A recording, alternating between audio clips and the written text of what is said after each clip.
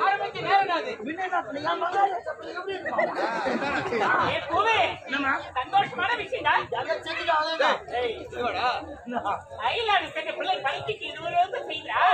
குஞ்சுபுடி பாப்பா கோழி குஞ்சு மீன் குஞ்சு எல்லாம் குச்சி பொரியல் பண்ணணும். ஆனா ஆனா உனக்கு வேலை அரண்மனை போனவனே உனக்கு ஆக்குற வேலை